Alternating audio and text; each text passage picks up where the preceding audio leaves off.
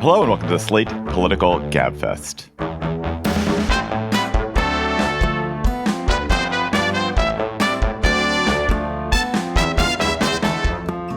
October 19th, 2023, the Still No House Speaker edition. I'm David Plotz of CityCast in Washington, D.C. I'm available, just telling the members of the House that I am available. I am nonpartisan, just in case they need to call someone. John Dickerson of CBS Primetime is not able to get to Washington immediately to be installed. So maybe John is not a good candidate. Hello, John. Well, I don't know. If called, I will serve. But I'm down here at the Miller Center at UVA talking about the other branch of government, the presidency. So I'm at least legislature adjacent. And judiciary adjacent is Emily Bazelon of the New York Times Magazine and Yale University Law School from New Haven. Hello, Emily. Hello. You'd be a great House Speaker, too. I refuse to be the House Speaker, just for the record. This week on the Gabfest, the House Speakership, as we tape, appears to be drifting away from Jim Jordan. We'll talk about the dismal spectacle of a paralyzed, feckless, and hopelessly divided House of Representatives.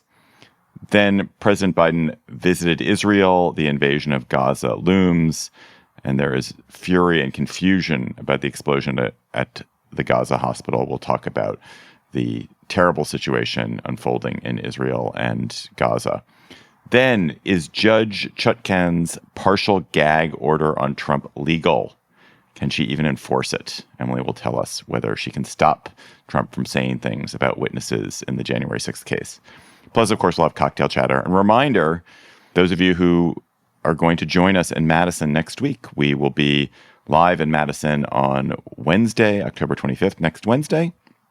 Governor Tony Evers of Wisconsin is going to be our special guest there. We also have another surprise special guest. So can't wait to see you. We'll see you next Wednesday, and that'll be our regular show next week in the feed. It's time to get your checking account to zero with free checking from PenFed. That's zero ATM fees, zero balance requirements, and zero time spent waiting for your paycheck to direct deposit because you can receive it up to 2 days early.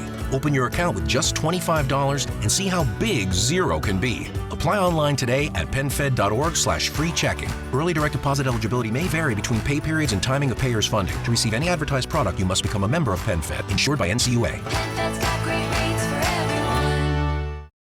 So President Biden on the flight back from Israel was asked about Jim Jordan's defeat for Speaker and said, "I ache for him," presumably tongue deeply, deeply in that Biden cheek. As we are taping on Thursday morning, the House seems to be preparing to vote again for Speaker. Jim Jordan has now lost 2 votes as about 20 Republicans declined to support the angry, bullying MAGA Ohioans' effort to succeed Kevin McCarthy, who exited as Speaker what feels like decades ago, but was probably only, I don't even know, maybe 3 weeks ago? Feels like an infinite amount of time. Hakeem Jeffries, the Democratic leader, has now, I suspect, received more votes for Speaker than anyone in the history of the United States. There is a murmuring among Republicans about elevating bow-tie-wearing temporary Speaker Patrick McHenry to a more formal role as temporary Speaker, although that would almost certainly require some Democratic votes. And meanwhile, we have a November 17th deadline looming for funding the government, not to mention the huge international crises that Congress might want to say something about. So, John, why has Jordan's effort to bull his way into the speakership not succeeded, at least so far? The beatings will stop once morale improves. First of all, very hard thing to do. He can only lose 4 votes and still make it to 217. So, and there was at one point he could only lose 3 votes because a member was out for a funeral, as I recall. So, first, it's hard. Second of all, he was bullying at the end, or his forces were bullying some of the holdouts, and they didn't like being bullied. Third, in the previous round, where Majority Leader Steve Scalise was a possible replacement for Kevin McCarthy, the Jordan forces were underhanded in undermining Scalise's candidacy, according to many House Republicans. And then finally, temperamentally, he is totally at odds with what the job of being a speaker is. Former Speaker John Boehner called him a legislative terrorist in an interview I did with Boehner when his book came out. He's not interested in legislating, which is okay. Except when you're running a legislative body and you have to attend to the duties of the institution. And so legislating with all the trade-offs and requirements of that, which is what this whole debate really is about, are Republicans capitulating in the legislative process, is something that he's not been interested in his career. And he has these expectations that are at odds with the institution. So it's like trying to elect a vegan to be the head of a sausage making factory. It's just he's at odds with the job he's trying to get.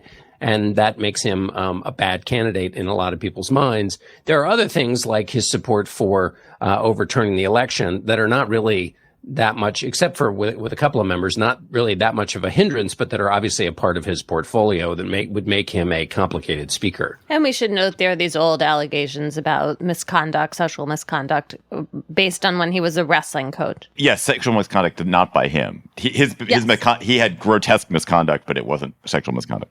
That doesn't seem to have come up at all in why he's not getting the job in terms of the support or lack of support from his own people. I do strongly recommend, if you're interested in that, though, the Hang Up and Listen Slate Sports podcast had an amazing segment on what exactly Jordan's role was in this Ohio State wrestling scandal. And it's kind of appalling. It's really kind of appalling. Not because he was complicit in any of the sexual misconduct, but because he never stood up for his own wrestlers, and he put himself and protecting himself way ahead of the well-being of these young men who he had recruited and he'd coached, and he'd made a big deal about being their guy, and then sold them out. So anyway, separate issue. So Emily, do you feel like what's happening with Jordan is a repudiation of MAGA-ness and of being an asshole, or is it a vindication of it? On the one hand, Jordan is not likely to be speaker. I mean, it's not impossible. He could sneak it through. We don't know what's going to happen. But on the other hand, he's gotten incredibly far. Someone who's never sponsored a bill that became law, someone who's dedicated to undermining the institution, has persuaded most of the members, the overwhelming majority of the members of the ruling party, to capitulate to him and to vote for him just to get them out of this mess. Yeah, it is kind of amazing how far he's gotten. Can we also talk about what the bullying consists of, right? I mean, he published the names and phone numbers of the members who were not supporting him and basically asked the MAGA world to, come down really hard on them, call their offices, do whatever other pressure campaigns they could think of. It's kind of an amazing tactic against your own party. It's like unleashing the people who you normally unleash against your actual opponents on your own people. And it's hard for me to imagine how you actually then turn the page to govern with those people. Can we dig into that for a second? Because one of the questions I've had is, we live in an age, obviously, where bullying and like the bully position is one, you can occupy that in the political stage and succeed. And Donald Trump, of course, occupies it. But has anyone else managed to be that kind of bully and be on the national stage successfully? Jordan wants to be that guy too.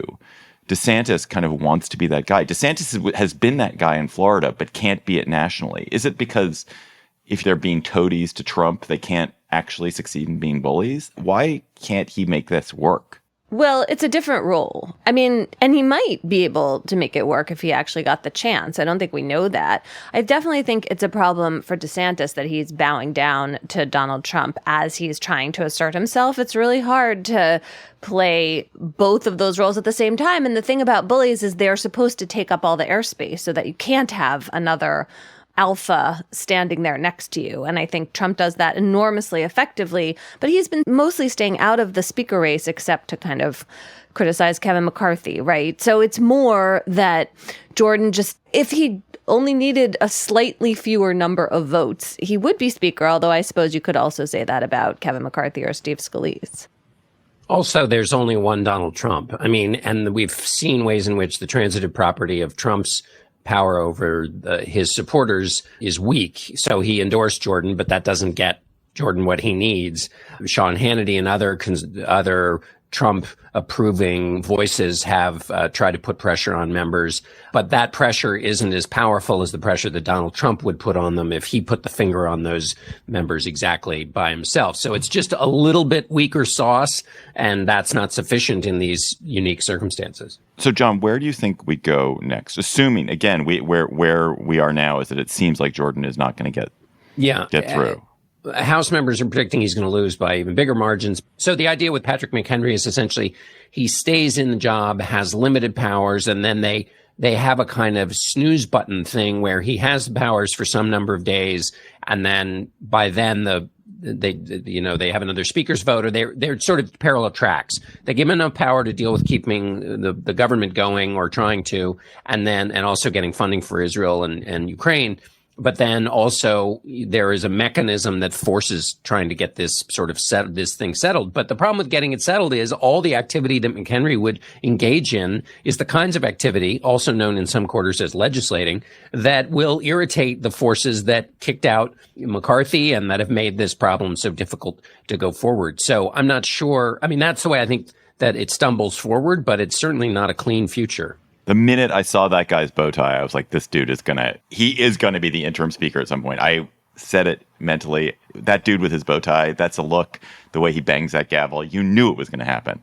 I mean, doesn't he become a kind of sacrificial lamb in a helpful way where he gets Democratic votes because he's willing to do the things you just ticked off, keep the government open, fund Ukraine and Israel, and then he takes all the wrath for that, and then they just kick him out and do something else? Well, sure, very wise, except who do they replace him with? Because they just can't get the votes together to get up to 217. Because there will be some number of Republicans, particularly the 14 in districts that Joe Biden won, who might actually want to do the legislating required to actually keep the government going and then return to the priorities of doing America's business. So does it matter once they do those three things? Is there anything they really have to do for a while? Isn't that kind of it?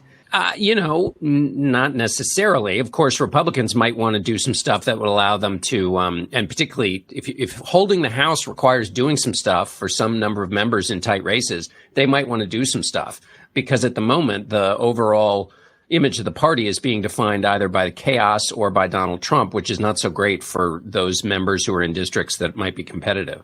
John, is there like a weirder Hail Mary outcome where there is the moderate, I use that term loosely, Republicans come together with Democrats to do something? Is there anything else you've heard about that could emerge weirdly? Not that I've heard about. I mean, the McHenry thing is the closest to that. So no, I mean, there's certainly lots of things floated out there, but none of them have taken on any kind of realistic cast. Do you guys think, not to make the point, I will now shortly make the point that I make every week, but more brilliantly than usual? I'll ask you guys to set it up. Do you think that this harms the GOP electorally or reputationally? I mean, it can't be great. It can't be positive. I sort of associate myself with JV last point, which is that essentially the party is going to be defined by Donald Trump, and that this isn't great, but that essentially the party, when it comes time to voting, it's going to be Trump that determines the party. I tend to think the general chaos soup that is both Trump and this process, since those forces are connected. And as you pointed out earlier, David, there is, I mean, the idea that 200 Republicans are okay with Jim Jordan and that Jim Jordan is accused by the January 6th committee of having played a serious role in trying to overthrow the election. I mean, these are not disconnected forces. And the central challenge for governing at the heart of them is that the supporters of Donald Trump have inconsistent desires with the role of legislating and governing. That you could imagine being a big kind of chaos soup that's a problem, but probably that all still is defined by Donald Trump. I will repeat the point I always make, which is just, I do think that this reinforces the notion that no one can govern, that politics is broken, that we need to sweep away the mess that is Washington, even though the mess is being caused by one group of people. And that message generally benefits the nihilistic, anti-political, authoritarian-leaning folks who tend to then go out and vote for Republicans. I don't think it, as I've said many times on the show, I think it's unbelievably damaging to the country as a whole, to the stability of our political systems. But I think as a electoral matter, this probably is a wash or a benefit for Republicans. And I would note, not to get all Roman Empire, I'm a man who thinks about the Roman Empire, but this is how political systems collapse, when they cannot convene, when they cannot agree on rules and on leaders, when they cannot perform their core functions. This is when political systems cannot maintain themselves. And it's just a real beacon. It's a beacon, a red beacon about where we are as a country. Slate Plus listeners, you can hear more from us after this episode. You will hear more from us after this episode. You can stick around for our bonus segment. We're going to be talking about the Dream Team, the news that Oprah approached Mitt Romney to run as a dream team in 2020. We're going to talk about who our dream team ticket would be. This segment is just for you Slate Plus members. So if you are a Slate Plus member, thank you. Because of your support, we have been able to keep the Gabfest going low these many years. If you are not a Slate Plus member, please sign up. We'd love it. We'd love to talk to you about this. We'd love to have you in the club. You would get bonus segments of the Gabfest, as well as other Slate podcasts, special discounts to our live shows, no hitting the paywall on the Slate site, so much more. So if you're a member, thank you. If you're not a member, please go to slate.com/GabfestPlus to become a member today. Slate.com/GabfestPlus. This podcast is brought to you by Slate Studios and SAP. How do you know when to seize the moment for growth? When your opportunity arrives, you need to be ready. From expanding into new markets to hiring, business leaders face so many tough decisions. My name is Brooke Clark. I'm the VP of Business Transformation and Strategy at Ember Technologies, a temperature control brand. In 2016, Ember launched its core product, the Ember Mug. The feeling of drinking out of an Ember mug is like nothing else. The coffee or tea will maintain that exact temperature for the entire length of your drinking experience. Since then, the company learned how to pivot and grow in unexpected ways. And with SAP tools, they knew they were ready. A few years ago, Ember had an opportunity to launch our products with a global electronics retailer. The tricky part of it was that we would be expanding to 27 countries around the world. It was a massive undertaking, not just due to hitting launch dates and timelines, but also given the intricacies of meeting product compliance in all those new countries. We only had a few months to get prepared for this rapid growth. We had to very quickly make changes on a fundamental level with our systems, our e-commerce, all of the integrations, the cloud-based systems that we put in place in order to facilitate the expansion into 27 countries has continued to benefit us to this day. In order to be ready, you have to have the right processes in place so that when the moment presents itself, you can seize that moment. Ember Technologies seized the moment for growth. Will you? Head to sap.com/be-ready to learn more. President Biden is back from a brief and emotional trip to Israel. He passionately supported Israel's right to take action to destroy Hamas. He supported the claim that the hospital explosion in Gaza was likely caused by a missile fired from within Gaza, not caused by Israel. He also worked to try to get the southern Gaza border open for humanitarian aid to come in from Egypt, some of that aid funded from the United States. And he also encouraged Israel not to go too far in prosecuting the ground war they're about to wage. With Biden back in the U.S., it is almost certainly a matter of a relatively short time before a ground invasion of Gaza begins. So, Emily, what do you think the point of that Israel visit was for Biden? I mean, I think he showed warmth toward Israel, which by only doing that in some ways is a problem, right? Because the Arab world was incredibly upset about this hospital bombing.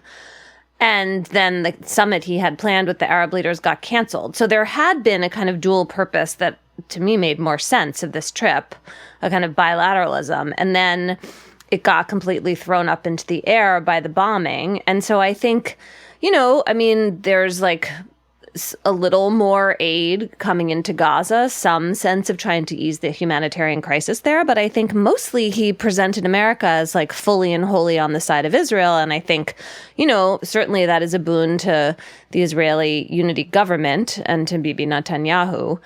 And I think to the Israeli people, I think there was a sense of real appreciation from a lot of Israelis, but I am not sure it was really helpful for the broader conflict and the dynamics. John, what do you think? Well, I think the president's gamble and the State Department's gamble is that only if you show kind of resolute support for Israel, both because it's what you believe, but also politically it puts you in a position where since your commitment to Israel can't be publicly challenged, you can privately say, be restrained, work harder to get relief into Gaza, and you have some leverage with the Israelis that you wouldn't have if you didn't make such a public show of it. Right. John, you were on air this week covering this dreadful, tragic explosion in the Gaza hospital. And one of the things that is confounding everyone is there's this fundamental dispute. Was this explosion caused by an Israeli bombing, or was this explosion caused by a action by Islamic Jihad, a missile strike aimed at Israel that went awry? Why do you think this is an important story, and why has it been so contentious? The original reason it's, of course, important is it may have been, when it was first being reported, it looked like it was the single most deadly event in this since the attack by Hamas. And then there was also some claims that it might have been the single biggest event missile from Israel. Of course, this gets us now very quickly into the original claims from both sides about who was to blame. The New York Times picked up at one point that it was, and wrote a headline that it was an Israeli missile. So you have lots of conflicting things happening quickly in the fog of war, which makes everybody forget that in the fog of war, the first thing you're supposed to do is go, wait a minute. First reports are almost always wrong. We've known that always. So everybody forgot that for a minute. Then there's the overwhelming carnage and humanitarian sadness and humanity at the center of this, which is overwhelming and hard to wrestle with. Also, obviously, the political question is Israel's response going too far in responding to this terror attack? And is this evidence of that? Then you get into the question of who do you rely on for casualty figures? Who do you rely on? So all this was swirling at one moment, and the president's trip was about to take place. And this was a question of media, news, biases. Where you sit depends on where you stand and so forth. But it was also coming at such a crucial point. People were telling the president he shouldn't go on his trip at all when there were original claims that this was an Israeli missile. The U.S. government is now saying that independent intelligence says it isn't. Open source and journalists and others have said that the original claims, both about it being from Israel and the number of casualties, were wrong. The point is that this could have derailed the entire Biden trip, which is also, it's not only just a human tragedy that we're all trying to find the details of, but it could have had a significant effect diplomatically. I mean, it did in the sense that it canceled the Arab summit, right? Yeah. Yeah, absolutely. I just meant it could have even gone further because there were definitely people counseling Biden that he should hold off. And if he'd done that, that would have been even bigger. But yes, as you say, it did cancel the Arab summit. Emily, I think you and I were talking last week with Juliette Kayyem when John was out, and Juliette said she thought sympathy for Israel would last a matter of days, global sympathy. And it appears that at least from a huge chunk of the world, that sympathy has evaporated or is evaporating. And there's been this kind of reshuffling of global axes with China and Russia and Iran aligning themselves with the Palestinian cause, making the case there should be a ceasefire to prevent Palestinian civilian casualties and Israeli atrocities.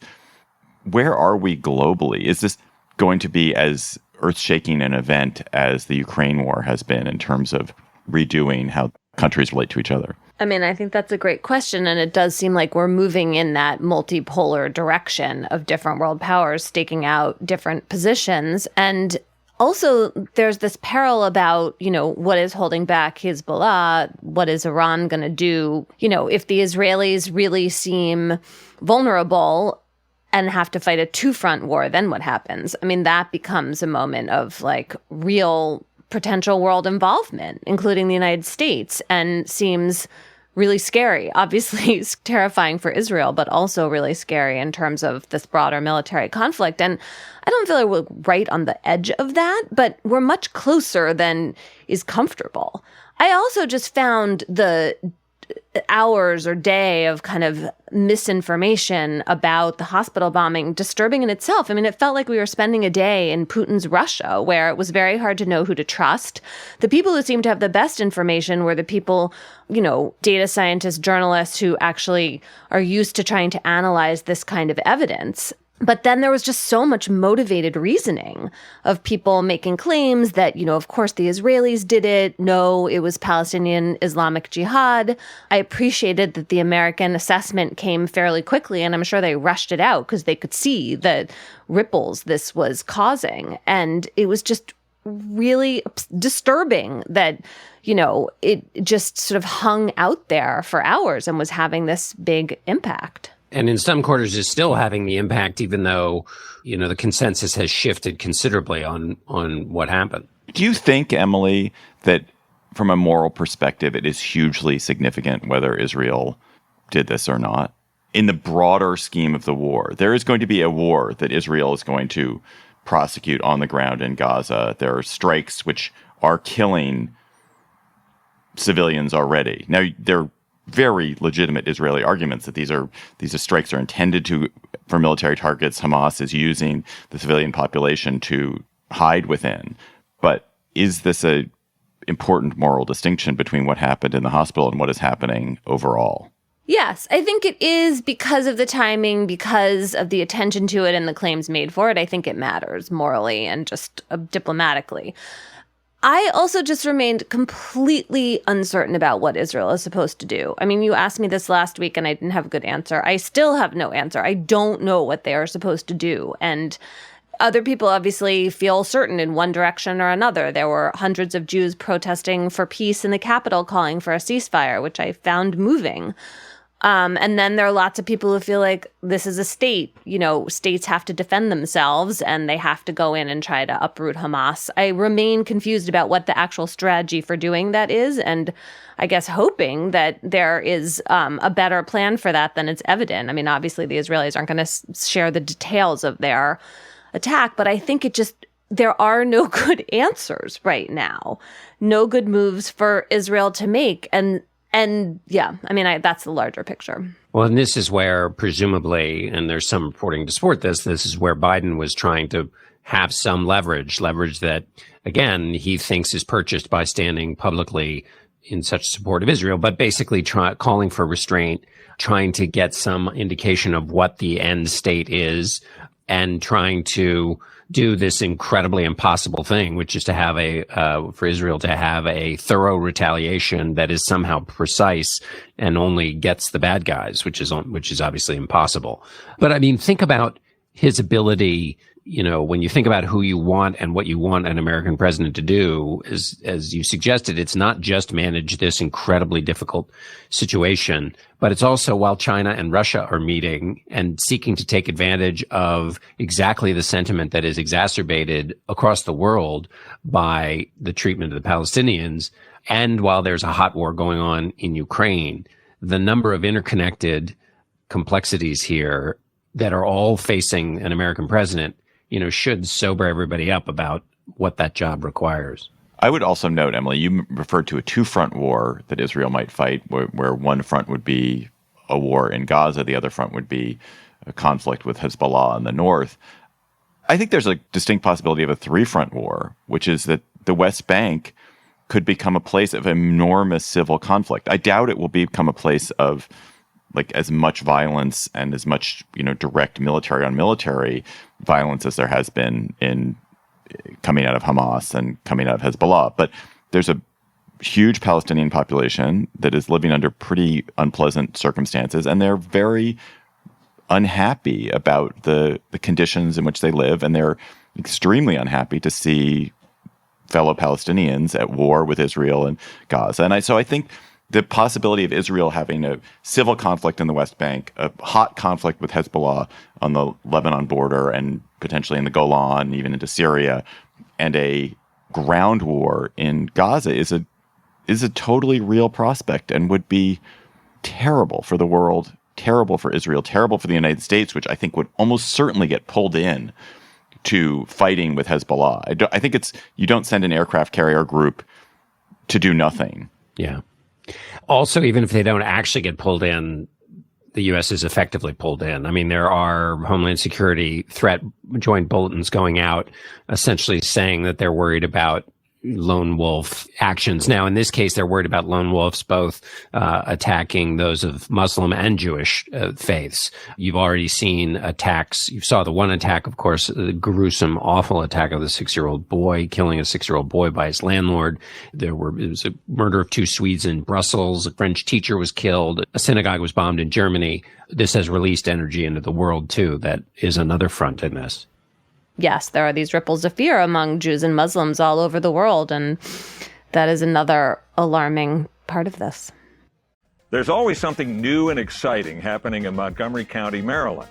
Join podcaster and business leader Kelly Leonard and me, Bob Levy, on another episode of Something to Talk About, where we speak with industry leaders making an impact in our county. Judge Tanya Chutkan, who is overseeing the federal trial of President Trump, the case involving January 6th and his efforts to overturn the election, this week imposed a partial gag order on him. So, Emily, what did she bar Trump from doing and saying, and what did she not bar Trump from doing and saying? Judge Chutkan said that Trump cannot make public comments targeting the members of her court staff, special counsel Jack Smith, and any members of his staff, as well as any reasonably foreseeable witnesses in this big federal criminal case against him. He can still criticize her and President Biden and the Justice Department.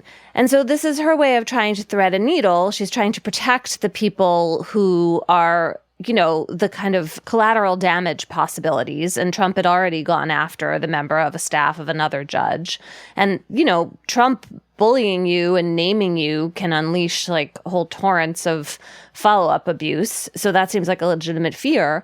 On the other hand, he is probably the Republican presidential candidate, and so he should have a lot of room to campaign and to complain about this criminal prosecution and to say that it's unfair and to call Joe Biden crooked. And so she tried to leave all of that open. It seemed to me like a pretty narrow ruling. There's one part of it where she talked about targeting that suggested it could have some kind of broader application. And I think we'll have to see, but I would expect her to read that provision narrowly as well, because obviously she does not really want to get into a confrontation with him about how she enforces this order. Interestingly, she exempted herself from the order, although she herself has been the target of death threats. Someone has been, I believe, arrested and charged for making death threats towards her. So that's an act of a little bit of courage there. But one thing I didn't understand, Emily, probably because I didn't read carefully enough, is when you are criminally indicted, do you surrender certain First Amendment rights? Can the government curtail your speech in any way that it wants, or are there limits? There are limits. You don't automatically lose your speech rights. You still have First Amendment rights, but it's pretty routine for judges to issue gag orders effectively that prevent you from going after people involved in the case and sometimes from talking about the case at all. And there are kind of 2 justifications for this. One, which doesn't arise very much, but is very present in this case, is the idea that, you know, witnesses and court staff could actually be in jeopardy from the criticisms that you're launching. And the second issue is about tainting the jury pool, this idea that if you're out there alleging all these things that's swirling around in the news coverage, that's going to affect how potential jurors see the case, and that's a kind of unfair advantage you're trying to take. You know, the second justification, I honestly have always just sort of been skeptical of. It just seems to me like the idea that you can have an untainted jury pool when there's a case with a lot of publicity is kind of pie in the sky, and I'm not exactly sure why American law gives so much credence to it, but it is definitely out there as this well-established legal principle. John, how do you think this is going to work as a political matter? Because Trump has already, it's immediately upon this order being issued, he went right up to the line with an attack on crooked Joe Biden, which he's allowed to do, according to Chutkan. But do you think it's going to be, is it going to be a tool in his arsenal, another weapon for him in his arsenal of anti-democracy? Absolutely. No, you know, he is making great use and talking at great length about his inability to talk. So obviously, as is the case with everything, pretty much everything he does, with the exception of his name, he's distorting and misrepresenting what the gag order is, and saying, you know, I'm a political candidate and I can't speak.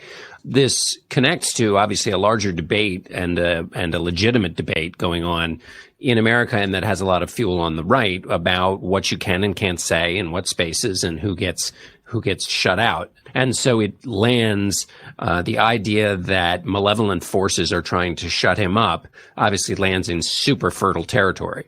And so in addition to the fact that he would be raising money off of this and making hay out of it, simply in the way he has all other legal issues that he's run into, it also has this special existing part of the political discourse on the right.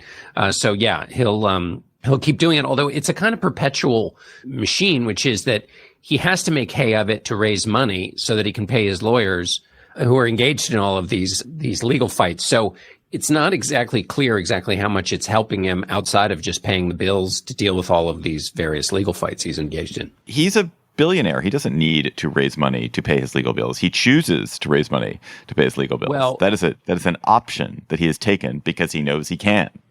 Sure. But I mean, to the extent that the pot of money by his behavior so far is a limited one. And so the resources he's applying are strained by this. I mean, maybe he'll dip into his pockets. It's not really clear what's in those pockets, basically, based on the civil case in New York. So, by the way, really interesting stuff happening in that civil case, by the way. Accountants coming forward and saying, yeah, I was told to say things that weren't true, which hasn't gotten so much coverage. And also in the Kenneth Chesebro case down in Georgia, the Times printed emails in which Chesebro, I've heard both pronunciations, who was part of the fake elector scheme, basically said, didn't just talk about it in terms of the legal case, but basically said the legal case didn't have any chance, but that it had all of these political implications. And the reason that matters is that his defense and Trump's defense has always been, oh, well, this was just legal advice. It wasn't a political scheme. But these emails seem to suggest that, no, that it was a political scheme, and Trump wasn't just getting legal advice.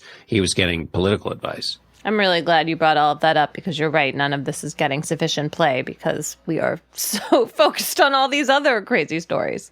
Which, by the way, we should note, of course, is what Trump is doing. Obviously, he's keeping the attention on him and the antics, and not how poorly the legal situation is going forward for him in the many, many different cases. He also had to testify in the Peter Strzok case, the two former FBI officials who were suing the Department of Justice, one for wrongful termination, the other for breach of privacy. Oh my gosh, it's a busy legal landscape. And the Chesebro facts coming out especially have implications for Trump and his own criminal jeopardy, right? I mean, the fraud case is about the Trump organization and its liabilities, but the personal risk to Trump is the most, I think, from these Chesebro, I'm going to keep saying his name that way, revelations. Emily, just returning to the gag order for a second, how is this enforceable? So as I understand it, this would be if Trump were to go and say Jack Smith is a murdering child molester who is, has a vendetta against me and he should be killed, that would be a form of criminal contempt of this gag order. But isn't criminal contempt then just another trial that would have to happen? Yeah, that seems like really not a kind of road that the judge is going to want to go down. And so I would imagine she's going to try to keep this in the land of civil contempt. And, obviously imprisoning Trump for contempt is really something that would be very hard to actually do, given that he's a political candidate. And so, she's trying to warn him. She's trying to create this particular safety zone for witnesses and people who work for the court. Maybe he can respect that. And I think if he can't, then her first go-to is going to be fines. I suspect he will stay just on the right side of the line. Just barely. I think so too. Or maybe court a fine and then he'll back off. I think that's right. I mean, she's given him a lot of room. She really imposed what I think in some ways is a pretty minimalist order. I mean, we'll see how she enforces it, but that's what it looks like she's trying to do. Final point on this for either one of you, because you're both so up on it. When do we think any of these criminal trials might happen? The looks, like Gabfest listeners, you cannot see the look. Emily's look. Emily does have this distinctive look where she grabs her mouth and then kind of looks a little bit to the side. That's what you do when you don't know about something, which is that's like a Bazelon tick, and you just did that. John seems to be Googling. No, I was please Google. I think it's still March, right? I haven't heard anyone officially back off of March 4th, my birthday. I think, March 4th is where when the January 6th federal case starts. And the only reason I hesitate is to give the illusion that I'm pondering this complicated question as opposed to opening the cupboard and seeing it absolutely bare of ideas or information. I think March 4th is because it's your birthday, and also because it is your birthday, right? Yeah. And a sentence. That's the thing I've been holding on to. But all these other dates keep flying in and out. Anyway, so we know that the January 6th case starts March 4th. I think there are the E. Jean Carroll case, I think, might still be happening in January. Let us go to cocktail chatter when you're contemplating what you're going to get Emily for her birthday, John. You're planning 6 months in advance what you're going to get her for her birthday, and you're having a drink as you do that. What are you going to be chattering to Mrs. D about? Well, I'm going to be chattering to something that has afflicted not all Dickerson members of the family. It certainly affected me. This is the snooze bar I'm talking about. And also, our youngest child is engaged in a relationship with the snooze bar.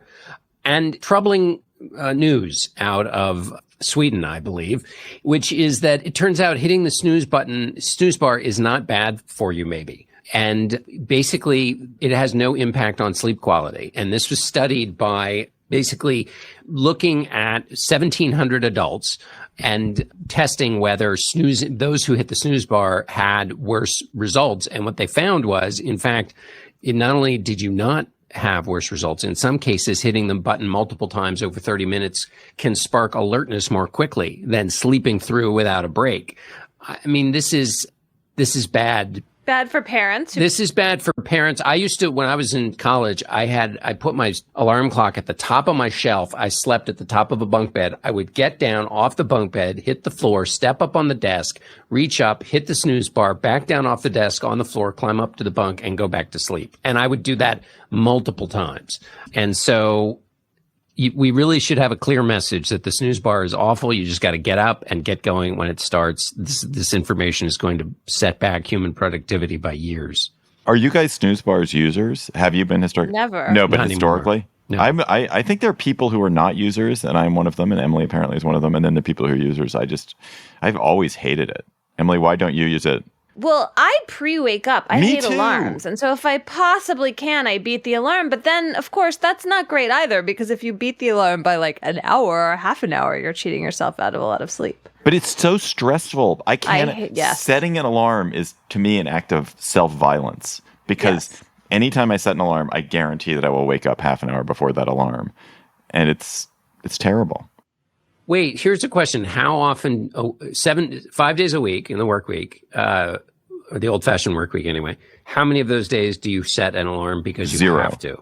Oh my God. 0. Really? Yeah, because I wake up really early anyway, and plus I'm CEO of a company, so my schedule is what it is. But like today we have an early taping. I was up hours before we have an early taping. No worries. And if I have a flight, like often the incident that happens with me is if I've got a 7 a.m. flight out somewhere, and I've got to get to the airport at 5:45, and so I've got to be up at 5. I will set my alarm for 5, and then I will wake up at 4.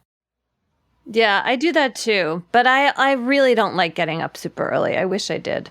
Well, but I guess my point is you set the alarm, whether you get up before it or not is a distinct issue. But my gosh, I mean, I guess I just have to get up. You have a job, man. You do morning television. Yeah. I have a job. I know, but John has a job where if he didn't show up, there would be a problem if they show the set and there's no John Dickerson. Yeah, that's true. I had the pleasant experience, John, this week as I was on YouTube, and I clicked on a link on YouTube to learn more about actually the Gaza hospital explosion. And there you were. It was so pleasant. Oh, good. I hope it was informative. It was informative. Oh, good. Charlie D'Agata did our reporting on that, and he really did a great job of. This was right when everything was unknown, and I thought he did a great job of just dealing with all the complexities of the story and centering it on on the human tragedy, which the entire war is. Anyway, he did a great job. I don't even know where we were, but I think, Emily, it's your chatter. That was like such a digression, even by Gabfest standards. Even by our standards. I am very happy about Poland. I feel like Poland, happy bright spot exclamation point, is an excellent chatter this week because the autocratic Conservative Party Law and Justice, or PIS, lost. It appears. I mean, now these three opposition parties who together have a majority have to come together to form a coalition government. So it's not all settled. But, this is kind of an amazing potential turnaround from autocracy because the Law and Justice Party had done all kinds of things to squelch democracy in Poland, taking over the courts, state-run media, messing around with state administration and politicizing it. There are now, hacks up and down the Polish government who are somehow going to have to be uprooted. But despite the fact that they changed the electoral laws before the election, they lost. And there was huge turnout. It was above 70%.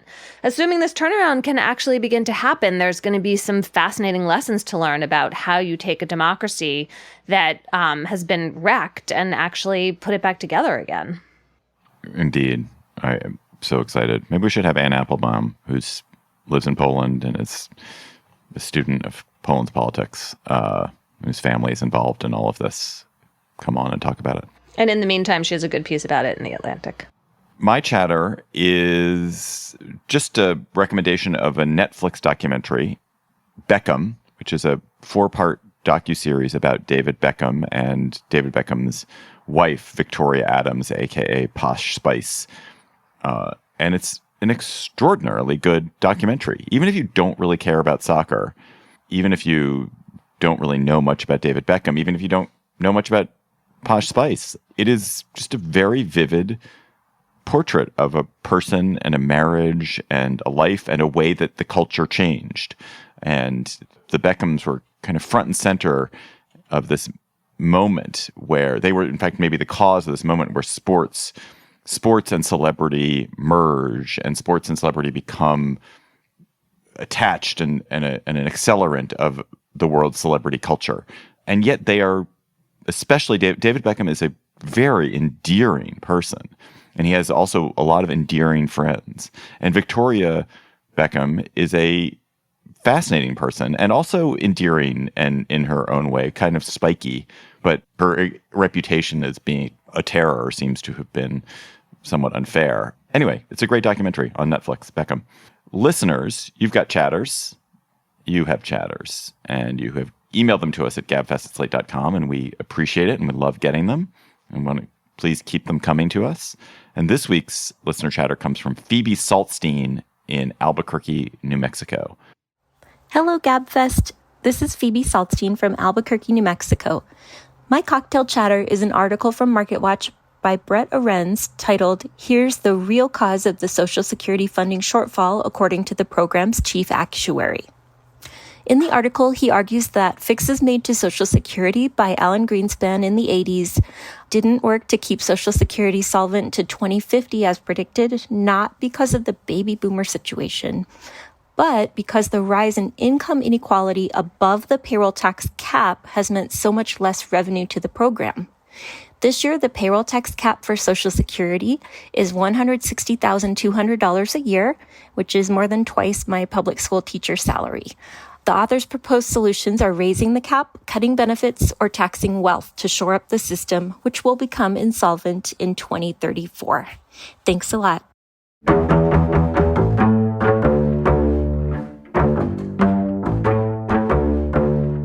That's our show for today. The Gabfest is produced this week by Kevin Bendis. Shayna is still out. I think she'll be back next week. Our researcher is Julie Hugan, who got up insanely early in Mountain Time Thank you, Julie. to tape with us today. Thank you, Julie. Did you set an alarm? Did you set an alarm, Julie? Good question. Did Julie set an alarm? Yes, no? Yes. Julie did set an alarm. Julie does not seem like a person who has to hit a snooze button. She's a get up and go person. Oh, and she woke up before it. Yeah, because she's military. She was military. That's why. She doesn't fuck around. Our theme music is by They Might Be Giants. Ben Richmond, Senior Director for Podcast Ops. Alicia Montgomery is VP of Audio for Slate. please send us your chatter at gabfest@slate.com. For Emily Bazelon and John Dickerson, I'm so glad the three of us are together. It's been a little bit. Oh my gosh! Not only am I glad we're together, but I was in the company of many wonderful people at my nephew's resplendent and fantastic wedding, and there were many Gabfest fans there. I had a lovely long conversation with Max, who listens to the show, and people are just so wonderful. And so I had to rush back and tell you all how many fans you have out in the world. And how delightful it is to receive compliments on your behalf. Well, I can't wait to see some of them in the Majestic Theater in Madison next week, and to see you guys in person. Huzzah! We got to make a plan when we're getting together. Okay, bye.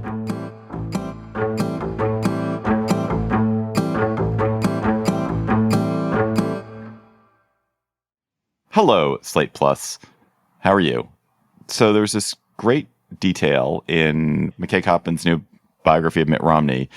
People who got early access to it had this glorious detail that Oprah Winfrey apparently approached Mitt Romney about them running together as a dream team, with Romney at the top of the ticket and Oprah as the VP candidate in 2020, in hopes of ensuring Donald Trump was not elected president.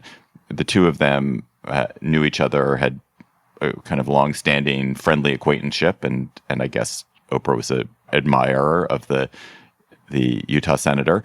So the idea of them as a dream team delighted us and captured our imagination. So we thought we'd talk a little bit about who our dream team would be and why. Anyone want to start? Well, since I stumbled this into creation, first of all, I just love there's so much about politics right now that lacks kind of creativity, and there's a lot of like unicorn, like what if we had a person who did this and this? So I guess what I'm saying is not exactly right, but still, I just like the kind of, I don't know, it just touched something that seemed less depressing than so much of the way we look at the presidency. But it also has grounding in fact. Herbert Hoover, who was asked to look at the presidency by Truman, said, there really should be this kind of idea of a co-presidency where you split the duties. This also was something Walter Lippmann suggested after Eisenhower's heart attack, essentially because the health of presidents had been so rumbly around that period. The view was that the job was too much for any one person. So splitting it is also a way to talk about the job and how difficult it is and why you should want that. But if I were to suggest a person, all of which I think is good, if I were to suggest a person, I think somewhere in there, somebody like Tim Cook, who is at Apple, because he has this one particular skill that I think is useful for a president. And actually, Biden has part of this. James Bennett writes about this in The Economist in his dealing with Israel, which is that Biden basically deals with a lot of people who he might not otherwise really like. His relationship with Netanyahu is not fantastic. His relationship with Kevin McCarthy wasn't great. But he basically has to do in those jobs what you have to do. And Tim Cook has done that with Donald Trump, Carl Icahn. The Chinese, basically, there were reports a couple of months ago that they were going to, the government was saying don't use Apple products. And then yesterday, I think it was, Bloomberg announces that some Chinese official comes out and basically says, we love Apple, and we hope it will make dividends from the Chinese market. Now, obviously, there are complexities with this, and I don't want this to turn into a conversation about Apple, but just the idea that if you're in a position where you are required to deal with characters who are doing things that you might not otherwise like, but where you're compelled to deal with them, that's a huge part of that job. I don't know who would be the co-president in that instance, though. You copped out, man. You gotta give a co-president. Got to be because co-president. Tim Cook brings X, and so who's going to bring? So he brings managing a huge corporation, which is not wholly dissimilar from some parts of the presidency, and he deals with people he doesn't like. So you'd want to the more ceremonial parts of the job, like a chief empathy president, and I can't quite figure out who that is. Maybe it's still Oprah. Yeah, it's still Oprah. It could very well be Oprah, or the most empathetic and biggest heart person I know is actually Gayle King. So maybe it should be Gayle King. Oprah's close friend. There you go. I thought the Oprah Romney dream team was kind of a brilliant idea. Like, they are actually. As I was trying to think of my own example, I couldn't think of an example that was better. Emily, who is yours? I mean, I have my examples, but no, you go first. And isn't it Michael Bloomberg? Didn't you find some place in your heart? So Michael Bloomberg is too old. So Michael Bloomberg is problem. unfortunately too old. Obviously, 20 years ago, I would have wanted Michael Bloomberg. Also, he wouldn't give up the other parts of the job. Yeah. This requires understanding the load sharing part of it. Yes, I suppose that's true. I know this is a very unfashionable thing to say, but I actually think where the pairing that definitely had this right that was just a snippet from our Slate Plus conversation. If you want to hear the whole conversation, go to slate.com/Gabfest Plus to become a member today. There's always something new and exciting happening in Montgomery County, Maryland. Join podcaster and business leader Kelly Leonard and me, Bob Levy, on another episode of Something to Talk About, where we speak with industry leaders making an impact in our county.